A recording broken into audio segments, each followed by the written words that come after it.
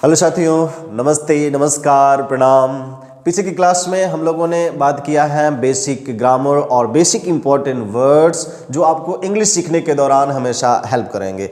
इस क्लास में हम लोग सीखेंगे how to start practice. English बोलने की प्रैक्टिस की शुरुआत कैसे करें, इसको हम लोग इस क्लास में अच्छे से कवर करेंगे। और इस क्लास में हम लोग ये भी जानेंगे कुछ ऐसे फेमस व्यक्ति जो अच्छे से इंग्लिश में बात कर पाते हैं और ऐसी कुछ किताबें जिसको पढ़ने से आपकी इंग्लिश और स्ट्रांग होगी और जो सेंटेंस फॉर्मेशन होता है उसको बनाने में ऐसी किताबें पढ़ने से आपको बहुत ही ज़्यादा हेल्प मिलेगा। प्रैक्टिस की शुरुआत कैसे करें, इसके लिए एक टेक्निक्स है LSRW टेक्निक्स। किसी भी भाषा को अच्छे से सीखने के लिए LSRW टेक्निक्स को सीखा जाना जरूरी होता है। जो टेट सीटेट प्राइमरी और जूनियर के टीचर बनने का जो एग्ज़ाम होता है उसमें LSRW से संबंधित कई प्रश्न पूछे जाते हैं, क्योंकि टीचर को ये अच्छे से पता होना चाहिए किसी बच्चे को कोई भाषा कैसे सिखाना जाना है। ठीक है, पढ़ना लिखना बोलना कैसे सिखाना जाना चाहिए, ये टीचर को अच्छे से पता होना चाहिए। यदि आप भी प्रैक्टिस की शुरुआत अच्छे से शुरू करना चाहते हैं तो आपको भी LSRW टेक्निक्स अच्छे से सीखना चाहिए, क्योंकि practice makes a man perfect. अभ्यास व्यक्ति को पूर्ण बनाता है। तो ये LSRW टेक्निक्स है क्या? L stand for listening. Listening सुनने में तो बड़ा आसान शब्द है, लेकिन इसमें बहुत खास बात है। लिसनिंग व्यक्ति की बुद्धिमत्ता को व्यक्त करता है। और आपने देखा होगा कि कुछ जो बुद्धिमान व्यक्ति होते हैं वो ज़्यादा बोलते नहीं, वो ज़्यादा सुनने की कोशिश करते हैं। और अच्छा वक्ता अच्छा श्रोता होता है, मतलब जो अच्छे से बात कर पाता है वो उसके अंदर सुनने की कला भी उतनी अच्छी होती है। और वक्ता एक समय में एक ही बात कहता है, लेकिन श्रोता अपने बुद्धि के अनुसार उसको सीख और समझ पाते हैं। एक बार क्या हुआ, एक क्लास में एक मास्टर जी अपने बच्चों को सिखा रहे थे कि शरीर के लिए आयरन बहुत ज़रूरी है। तो उसमें एक कमज़ोर बच्चा था, तो उसके दिमाग में गया कि यदि शरीर में आयरन किसी तरह से चला जाए तो मैं मजबूत हो जाऊंगा। वो घर जाता है और जिससे घास काटा जाता है, हंसिया खुरपी, उसमें लोहा लगा होता है, उसको रगड़ रगड़ करके वो पेस्ट बनाता है और पेस्ट बना करके उस आयरन को सुबह शाम एक एक ग्लास लेना शुरू करता है। भाई साहब बहुत जल्दी हॉस्पिटल पहुंच गए। कहने का मतलब ये है कि ये जो आपका माइंड है ये आपके सुनने से डेवलप होता है। जैसे जो चीज़ होना चाहिए इसको अच्छे से समझने के लिए लिसनिंग पावर को बढ़ाया जाना बहुत ज़रूरी होता है। लिसनिंग में बहुत पावर है। इसके लिए मैं एक एग्जांपल लेता हूँ। जैसे मान लीजिए आप किसी म्यूजिक कॉन्सर्ट में गए हैं और वहाँ का जो सिंगर है जैसे ही गाना शुरू करता है तो आपका दिमाग देखिए बटा बटा होता है। जैसे स्वर आगे बढ़ता है तो आप उसको सही से सुनना जब शुरू करते हैं तो वो आपके माइंड को धीरे धीरे कब्जे में ले लेता है और आप अपने आप को भूल जाते हैं और गुनगुनाना शुरू कर देते हैं। कुछ लोग ऐसे होते हैं नाचना चिल्लाना इवन अजीब अजीब हरकत करना शुरू कर देते हैं। ठीक है, और जो आपका ये लिसनिंग है इससे आपके कंसंट्रेशन का भी बोध होता है।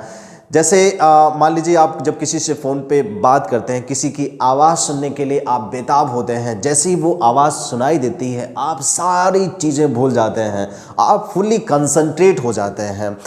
इसलिए लिसनिंग को मजबूत करना बहुत ज़रूरी है, क्योंकि ये लिसनिंग आपकी व्यक्तित्व जो आपका नेचर है उसको निखारता है।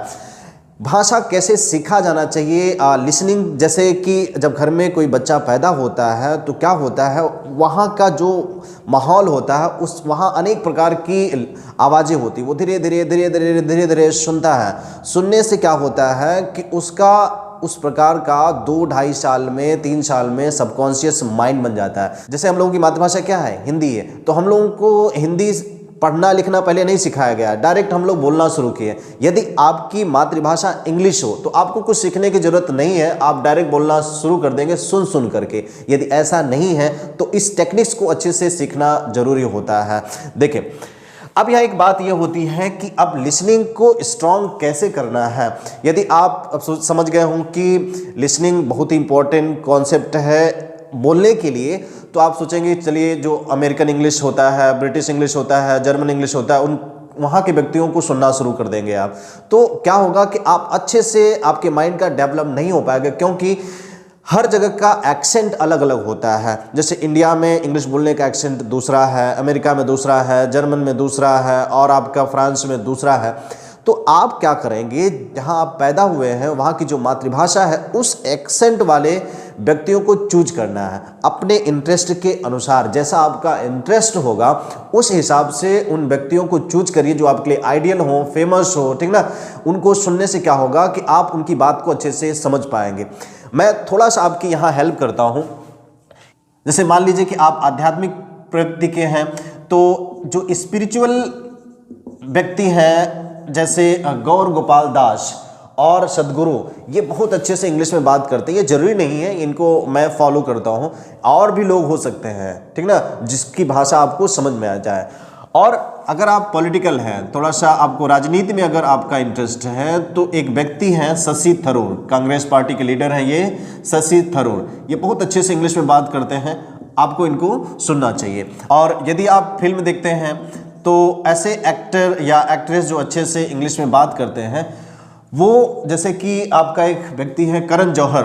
करण जौहर बहुत अच्छे से इंग्लिश में बात करते हैं, और अभिषेक बच्चन, शाहरुख, इन सब का प्रोनाउंसिएशन बहुत ही अच्छा है। काजोल भी अच्छे से बात कर लेते हैं। मेरे फेवरेट AR रहमान, वो भी अच्छे से इंग्लिश में बात करते हैं। तो आपको क्या करना है कि जो आपका एक्सेंट हो, आपकी जो मातृभाषा हो, उससे संबंधित व्यक्तियों को चूज करना है और उनको सुनने की आदत डालनी है। ये तो हमने अपने हिसाब से बोल दिया है, स्पिरिचुअल, पॉलिटिकल और फिल्म। ये हो सकता है कि आपका इंटरेस्ट कहीं और हो। जैसे मान लीजिए क्रिकेट, तो क्रिकेट में ऐसे लोग होंगे जो अच्छे से इंग्लिश में बात करते हैं, उनको आपको चूज कर लेना है, ठीक ना। उनको बार बार क्या करना है, सुनना है। ये तो हुआ आपका लिसनिंग के बारे में। अगला जो टर्म है LS, एस क्या होता है, स्पीकिंग। स्पीकिंग देखिए आपने इसको सुना होगा अच्छे से, S स्टैंड फॉर स्पीकिंग। आपने एक बात सुनी होगी, जो जितना बड़ा आदमी वो उतना अच्छा वक्ता। जैसे आप मोदी जी को ले लीजिए, ठीक ना। और बोलने के लिए एक ही कॉन्सेप्ट होता है, जैसे कि यदि तैरना सीखना है तो पानी में उतरना पड़ेगा, उसी प्रकार यदि बोलना सीखना है तो अपने मुंह से बोलना पड़ेगा। इसका और कोई कॉन्सेप्ट नहीं है। तो ये जो हमने 50 क्लासेस के लिए क्लास बनाया है, आपको एक भी क्लास नहीं छोड़नी है। इस क्लास में वो सारी बातें हम लोग कवर करेंगे जिससे आपका स्पीकिंग अच्छा हो जाए, ठीक। अगला जो टर्म है वो है आपका R स्टैंड फॉर रीडिंग। अच्छा, ये जो आपका रीडिंग है ये भी कंसंट्रेशन को व्यक्त करता है। अगर यदि किसी व्यक्ति का कंसंट्रेशन चेक करना है तो उसे कोई किताब पकड़ा दीजिए और देखिए वो कब तक पढ़ पाता है, ठीक है ना। अगर 10-5 मिनट में वो बोर होने लगा तो समझ जाइए कि उसका कंसंट्रेशन अच्छा नहीं है, और क्या कहते हैं, ये जो रीडिंग करना होगा जिससे क्योंकि रीडिंग को स्ट्रांग करना जरूरी होता है। रीडिंग के लिए ध्यान रखना बोल बोल के पढ़ना है, क्योंकि हम लोग क्या कवर करना है, स्पीकिंग। क्या होता है, इससे कुछ संबंधित किताबें हैं उसको आप समझ लीजिए।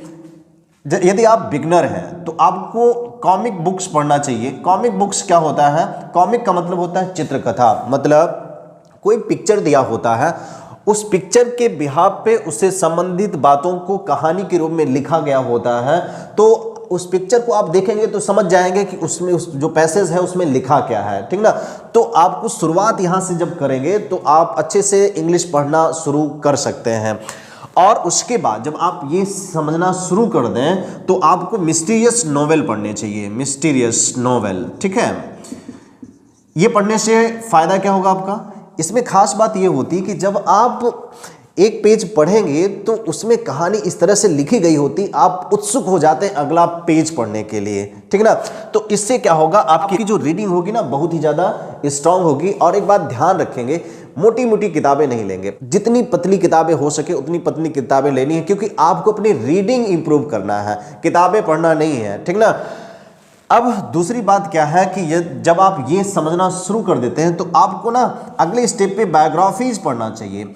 इसको पढ़ने से क्या फायदा होगा, एक तो आपको ज्ञान मिलेगा और दूसरा आपको मोटिवेशन मिलेगा, ठीक ना। जैसे कि इस समय दुनिया के सबसे अमीर आदमी कौन है, एलन मस्क। इनकी जो बायोग्राफी है बहुत मोटिवेशनल है, इसको आपको अच्छे से पढ़ना चाहिए। और अपने अनुसार जैसे कि गांधी जी, अंबेडकर, विवेकानंद, जिसको आप पढ़ना चाहें, ठीक ना, जिसकी बायोग्राफीज पढ़ना चाहें उसकी बुक्स ले लीजिए, क्योंकि जो बायोग्राफीज होती हैं वो बुक्स थोड़ा पतली पतली होती हैं, ठीक ना, उनको आप आसानी से पढ़ सकते हैं। देखिए ये इस हिसाब से आप पढ़ेंगे तो आप जल्दी से इम्प्रूव कर पाएंगे।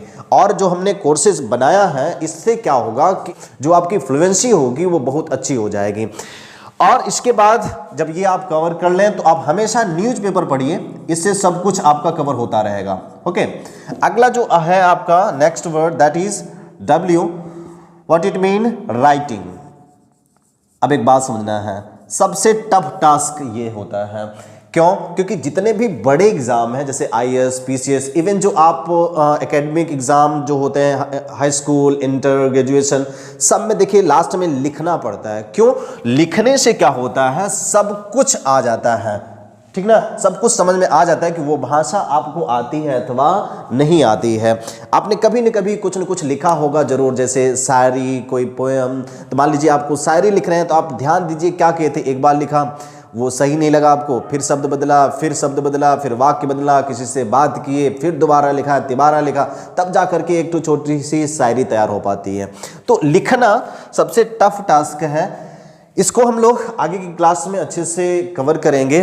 आई होप ये जो हमने टेक्निक्स अच्छे से बताया है आपको। अच्छा, यहाँ कुछ बातें और बताना जरूरी है कि ये जो आपका लिसनिंग और जो आपका ये रीडिंग है ये रिसेप्टिव फॉर्म है। रिसेप्टिव फॉर्म कहने का मतलब ये होता है कि ये इससे आपका दिमाग कुछ न कुछ ग्रहण करता है, कुछ न कुछ सीखता है।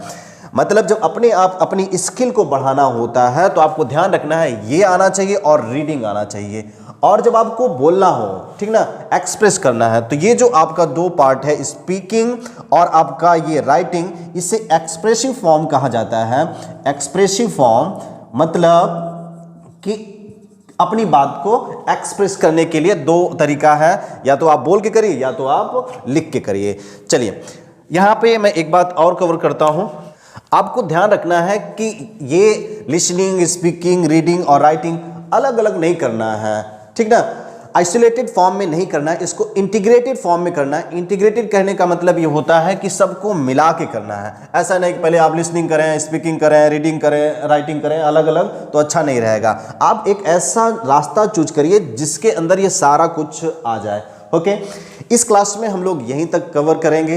आई होप मेरी बात आप मानेंगे और इसी बिहाफ पे आप अपनी प्रैक्टिस की शुरुआत करेंगे। आगे की क्लासेस में हम लोग और नए तरीके के साथ मिलेंगे आपसे। If you वांना learn English easily, subscribe the channel for new videos notification, and for my motivation hit the like button. Thanks for watching.